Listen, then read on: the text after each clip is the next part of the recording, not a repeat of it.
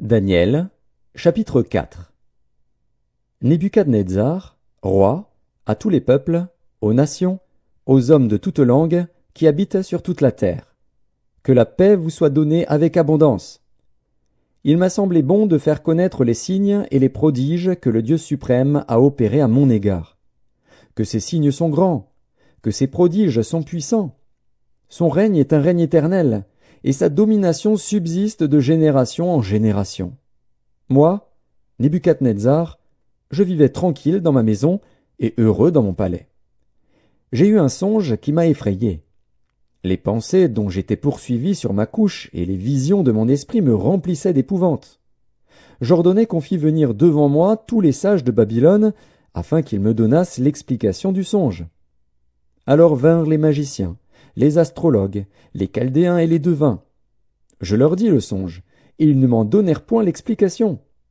En dernier lieu, se présenta devant moi Daniel, nommé Beltchatsar d'après le nom de mon Dieu, et qui a en lui l'esprit des dieux saints.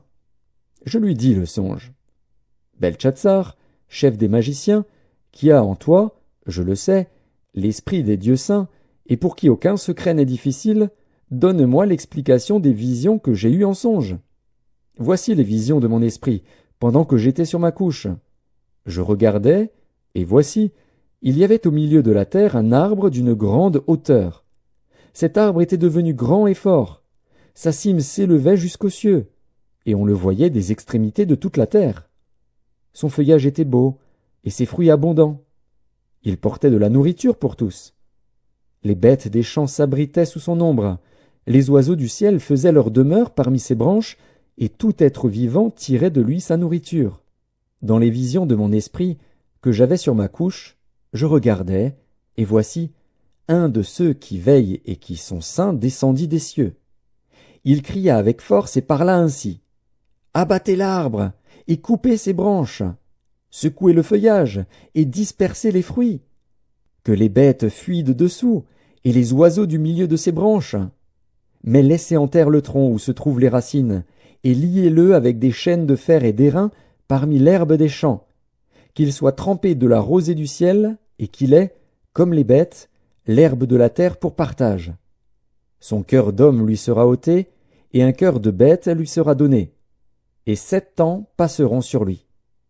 Cette sentence est un décret de ceux qui veillent, cette résolution est un ordre des saints, afin que les vivants sachent que le Très-Haut domine sur le règne des hommes, qu'il le donne à qui il lui plaît, et qu'il y élève le plus vil des hommes. Voilà le songe que j'ai eu, moi, le roi Nebuchadnezzar. Toi, Beltchatsar, donne-en l'explication, puisque tous les sages de mon royaume ne peuvent me la donner. Toi, tu le peux, car tu as en toi l'esprit des dieux saints. Alors Daniel, nommé Beltchatsar, fut un moment stupéfait, et ses pensées le troublaient. Le roi reprit et dit, « Beltchatsar, que le songe et l'explication ne te troublent pas. » Et Beltchatsar répondit, « Mon seigneur, que le songe soit pour tes ennemis, et son explication pour tes adversaires.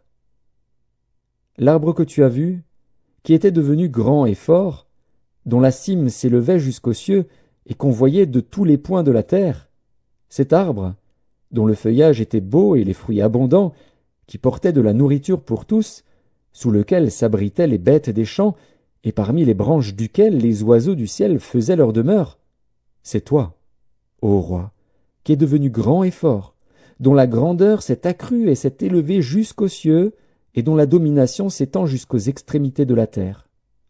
Le roi a vu l'un de ceux qui veillent et qui sont saints descendre des cieux et dire « Abattez l'arbre, et détruisez-le, mais laissez en terre le tronc où se trouvent les racines, et liez-le avec des chaînes de fer et d'airain parmi l'herbe des champs, qu'il soit trempé de la rosée du ciel, et que son partage soit avec les bêtes des champs, jusqu'à ce que 7 ans soient passés sur lui.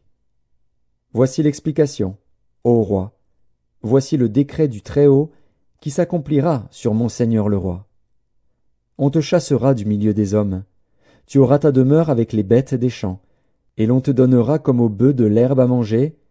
Tu seras trempé de la rosée du ciel, et 7 ans passeront sur toi, jusqu'à ce que tu saches que le Très-Haut domine sur le règne des hommes et qu'il le donne à qui il lui plaît. L'ordre de laisser le tronc où se trouvent les racines de l'arbre signifie que ton royaume te restera quand tu reconnaîtras que celui qui domine est dans les cieux.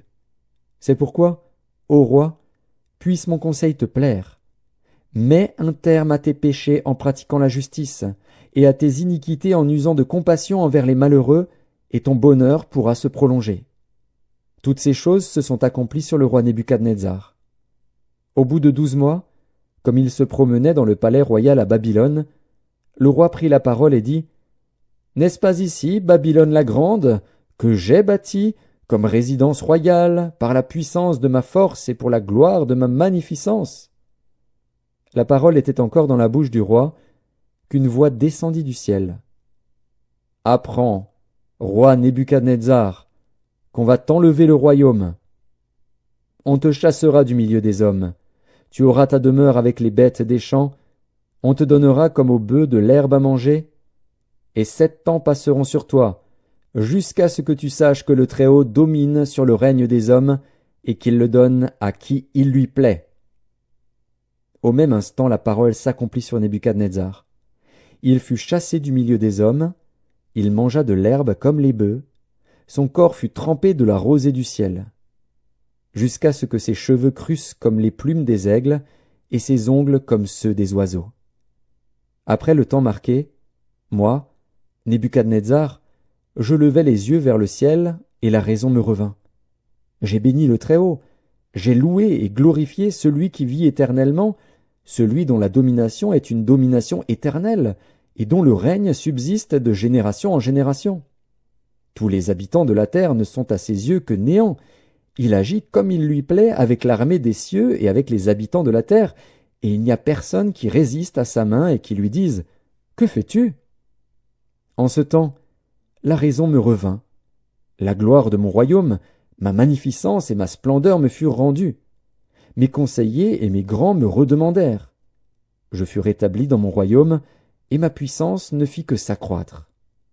Maintenant, moi, Nebuchadnezzar, je loue, j'exalte et je glorifie le roi des cieux, dont toutes les œuvres sont vraies et les voies justes, et qui peut abaisser ceux qui marchent avec orgueil.